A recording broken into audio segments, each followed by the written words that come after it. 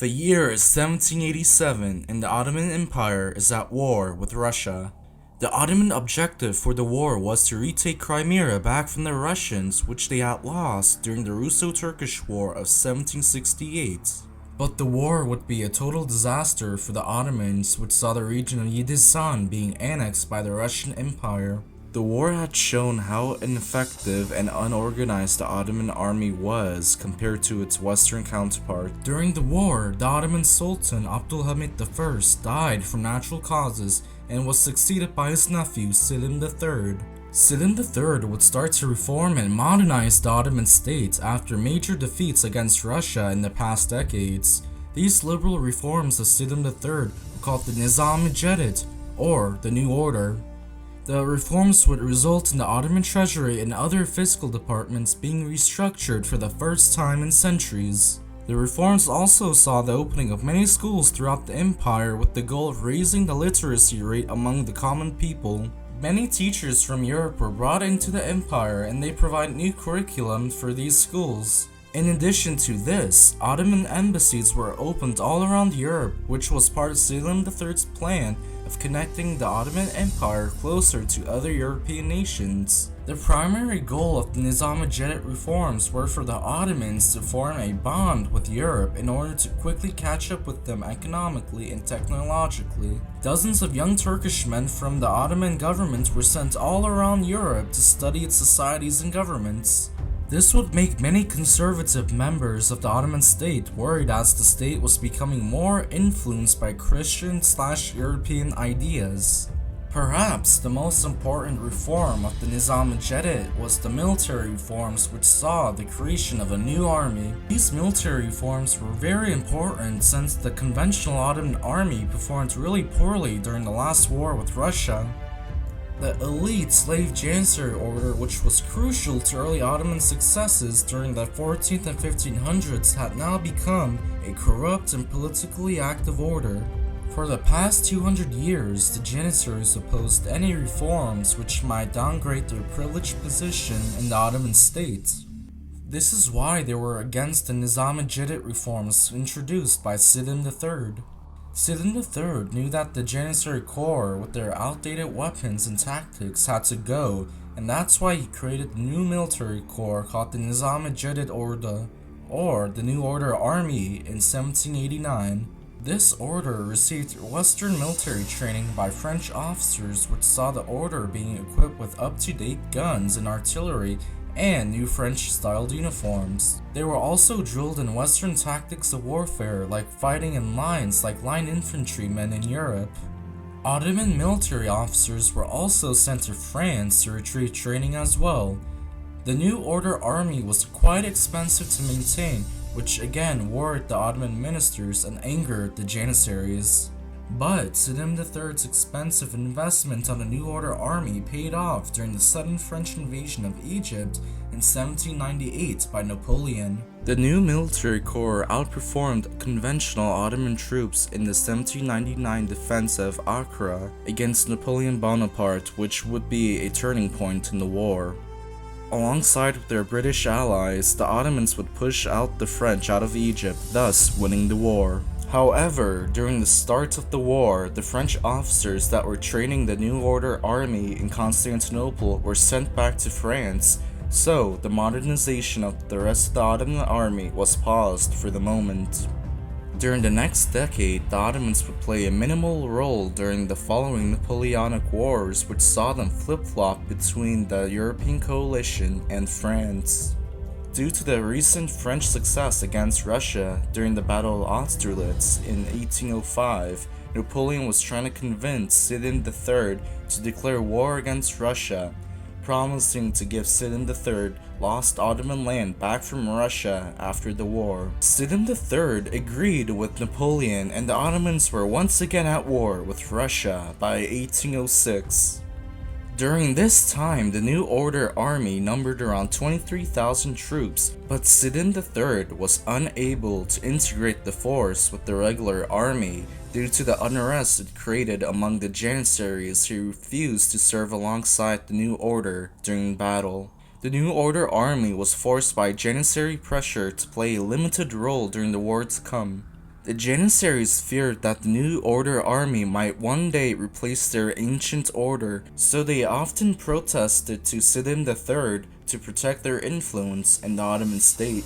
The war with Russia was a huge failure, which saw the Ottomans being pushed out of the Danubian principalities due to the poor conventional Ottoman army inability to fight effectively against the Russian army. The conventional Ottoman army simply were routed too easily against a smaller enemy force with far better technology and tactics. Also, the corrupt Janissaries were more concerned with getting their next paycheck rather than actually fighting on the field. Dissatisfied with the army, Selim III wanted to expand the New Order army into the Balkans, which panicked the Janissary Corps, who were mostly from the Balkans. At this point, many Ottoman nobles and even the general public was starting to get concerned by the New Order army and Selim III's other Western reforms. Many saw the New Order army as a threat to the established order of Ottoman society. For more than 500 years, the Janissary Corps with their Islamic institutions was the heart of the Ottoman army, and with the arrival of the secular New Order army, many religious zealots in the empire rose up in rebellion against Selim III. In addition, the general public was unhappy with the New Order army due to the introduction of conscription, which was never before used in the empire, and with the increase in taxes needed to outfit the new force. Many also thought the new force was un-Ottoman in its nature and constituted a concession to the West by a young brainwashed Selim III. The last straw came when Selim III started an investigation among the Janissary Corps and fired men who were not in fact Janissaries but were still receiving Janissary salaries due to corrupt practices. A military coup was launched by Kapakçı Mustafa, a military officer, and the Janissaries in 1807, which saw Selim III abdicate his throne to his more conservative-minded cousin, Mustafa IV. All of Selim III's reforms would be reversed and the New Order army was disbanded. During the aftermath of the coup, the Janissaries rioted throughout Constantinople, looting and murdering anyone who appeared to support Selim. Former officers from the New Order army were killed and tortured to death out in public by the Janissaries. The entire city was in full anarchy, and even Kapakçı Mustafa, the leader of the coup, couldn't stop the Janissaries from plundering the capital. 14 months had passed with no end to the chaos in Constantinople. The Ottoman Lord of Bulgaria, Elmander Mustafa Pasha, who was part of Selim's pro-reform movement, decided to march on Constantinople to end the bloodshed and reinstate Selim III back on the Ottoman throne. Hearing of Elmander Pasha's march to Constantinople with 15,000 troops, Sultan Mustafa IV ordered the deaths of Selim III and his cousin Şehzade Mahmud in order to become the sole surviving member of the royal Ottoman family, thus having to remain the Sultan. Selim III would be violently killed in his bedroom in the middle of the night while trying to fight off the assassin sent by Mustafa IV. However, Şehzade Mahmud luckily escaped his assassination attempt by hiding on the roof of the royal palace. Being too late to save Selim III, Elmander Mustafa Pasha instead installed Şehzade Mahmud on the Ottoman throne once he entered Constantinople. Sultan Mustafa IV would be killed along with Kapakçı Mustafa and the other coup leaders by the orders of Mahmud. Sultan Mahmud II would spend the next decade trying to rebuild his empire from all the wars and coup attempts that took place before his ascension to the throne. Mahmud II wanted to reform the Ottoman army again. In late 1808, Mahmud II and his new Grand Vizier Elmander Mustafa Pasha tried to revive the New Order army with the creation of the Sepkan-i Cedid order, but failed to do so because of the Janissaries revolting against Mahmud II and killing Elmander Mustafa Pasha in the process. Mahmud II knew he had to end the Janissary Corps first before trying to attempt to reform anything at all. So he spent the next decade secretly putting loyal men to him in the Janissary Corps in the hopes of disbanding the Corps in the future. In the meanwhile, Mahmud II would sign a peace treaty with Russia in 1812 to end the Russo-Turkish War, which would see Russia annex half of Moldavia. By the 1820s, the Ottoman state was in huge trouble. The Greek revolt had broken out in southern Greece, in which most of Europe was supporting the rebels. There was also a Wallachian uprising, and to make things worse, Persia had declared war on the Ottomans and destroyed an entire Ottoman army during the Battle of Erzurum in 1821. Ottoman influence in Egypt was also slipping away ever since the Albanian Pasha, Muhammad Ali, seizing power and becoming the region's de facto leader.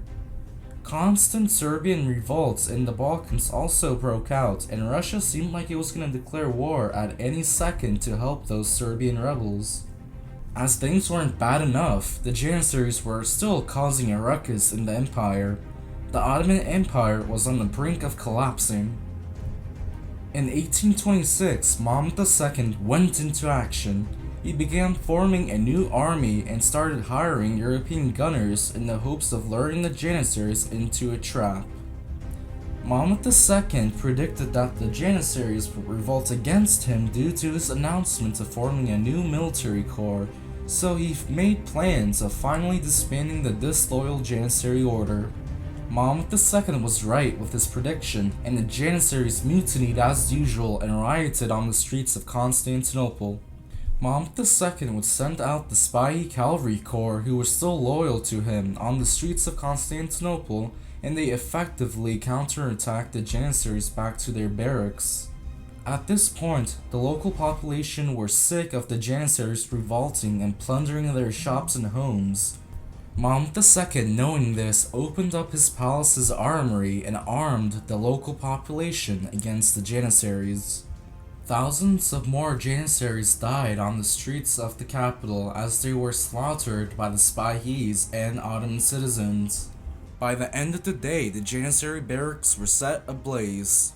Mahmud II then issued bounties for the killing of Janissaries all around the empire. The famous 500-year-old Janissary order ceased to exist. Public records and gravestones of Janissaries were destroyed in the attempts of wiping their name from history. Mahmud II could now begin reforming the Ottoman state. A new military order was established called the Asakir-i, Mansure-i, Muhammediye, or the Victorious Soldiers of Muhammad. Like the New Order army, they were drilled in European-style warfare and wore Western military uniforms. New governmental departments were made in order to make the state more efficient.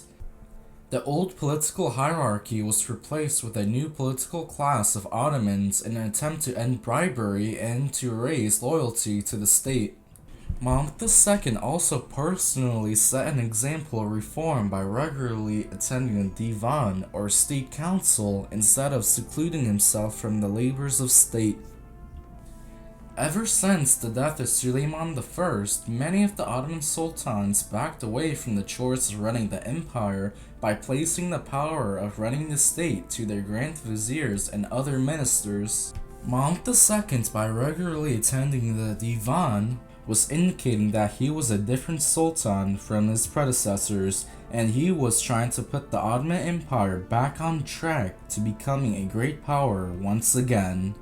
Mahmud II gave top priority to rebuilding a strong Ottoman naval force after the navy's defeats during the Russo-Turkish Wars. The first steamships of the Ottoman Navy were acquired in 1828. Also, the Ottomans built a flagship, the Mahmudiyye, which had 128 cannons on 3 decks and carried about 1,300 sailors on board, which made it the biggest ship of the line in the world. Mahmud II's most important reform was his clothing reforms. He began by officially adopting the fez for the military, which signified a break from the old-style military dress. Mahmud II wanted the population to adopt this as well, as he desired a homogeneous look for the Ottoman society. Unlike past sultanic clothing decrees, Mahmud II wanted all levels of government and civilians and himself to look the same, like in European societies. Mahmud II's reforms helped pave the way to modernization of the empire and the start of the Tanzimat era. However, the Ottomans were still in trouble from constant revolts inside the empire. By the 1850s, the Ottomans would be bankrupt due to the many reforms passed during the Tanzimat era. The Ottoman Empire, even with its modernization and reforms, would still crumble within 100 years. However, Sultan Mahmud II laid the seeds of westernization for the Turks, in which the future successor state to the Ottomans, Turkey, would follow this trend with Ataturk's reforms.